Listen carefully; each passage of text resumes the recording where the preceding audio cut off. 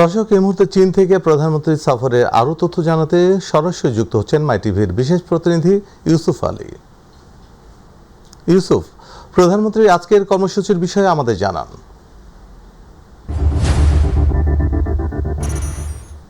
সাইদ, আপনাকে ধন্যবাদ। আজকে প্রধানমন্ত্রী তারেক রহমান চীনের যে প্রধানমন্ত্রী তার সঙ্গে বৈঠক করেছেন। বৈঠকে দু দেশের মধ্যে 13টি সমঝোতা স্মারক স্বাক্ষরিত হয়েছে। এসব সমঝোতা স্মারক স্বাক্ষরের পর যেটি সংবাদ সম্মেলনে জানানো হয়েছে যে বাংলাদেশ এবং চীনের মধ্যে যে ভৌগোলিক অবস্থান এবং কৌশলগত যে অবস্থান সেটি সুদৃঢ় হবে এবং বাংলাদেশ এবং চীনের মধ্যে যে পারস্পরিক যে কূটনৈতিক সম্পর্ক রয়েছে সেটি ভারসাম্যপূর্ণ একটি সম্পর্ক স্থাপন হবে এবং বাংলাদেশে চীনের যে বিনিয়োগ সেই বিনিয়োগ আরো বৃদ্ধি পাবে। এছাড়া বাংলাদেশ এবং চীনের যে জনগণ রয়েছে তাদের মধ্যে একটি সুসম্পর্ক তৈরি হবে। চীনের প্রধানমন্ত্রী বাংলাদেশের প্রধানমন্ত্রীকে যেটি বলেছেন, বিএনপির চেয়ারপারসন বেগম খালেদা জিয়া এবং বিএনপির প্রতিষ্ঠাতা জিয়াউর রহমানের সময় থেকে বিএনপির এবং চীনের মধ্যে যে একটি সম্পর্ক ছিল সেই সম্পর্কটিকে তারা আরো সুদৃঢ় করতে চায়। প্রধানমন্ত্রী তারেক রহমানের সঙ্গে সেই সম্পর্কটিকে আরো জোরদার করতে চায় এবং সেখানে আরো বিনিয়োগ বাড়াতে চায়।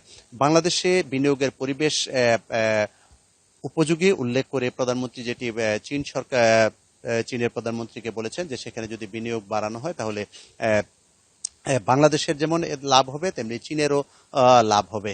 এছাড়া আরো বেশ কিছু গুরুত্বপূর্ণ বিষয়ে সিদ্ধান্ত নেওয়া হয়েছে, যেমন তিস্তার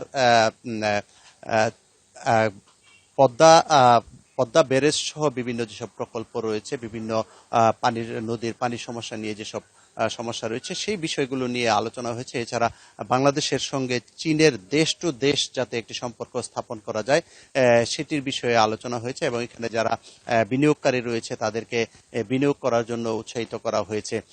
তবে আজকে সবশেষ দু দেশের প্রধানমন্ত্রীর বৈঠকের পর রাতে নৈশভোজের আয়োজন করা হয়েছে। নৈশভোজের মধ্য দিয়ে আজকের দু দেশের প্রধানমন্ত্রী পর্যায়ে যে বৈঠক সেই বৈঠকের সমাপ্ত করা হয়েছে। আগামীকালকে প্রধানমন্ত্রী তারেক রহমান চীনের প্রধানমন্ত্রী এবং রাষ্ট্রপতির সঙ্গে বৈঠকে বসবেন এবং বৈঠকের পর তা আবার বিষয়ে কি আলোচনা হয় কিংবা আরো কোনো চুক্তি কিংবা সমঝোতা স্মারক স্বাক্ষর হয় কিনা সেই বিষয়টি আমরা আগামীকালকে জানতে পারবো।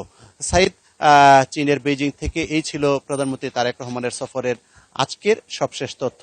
সাইদ। ইউসুফ, আপনাকে ধন্যবাদ। দর্শক, চীন থেকে প্রধানমন্ত্রী সফরের কর্মসূচির বিস্তারিত জানাচ্ছিলেন আমাদের প্রতিনিধি ইউসুফ আলী।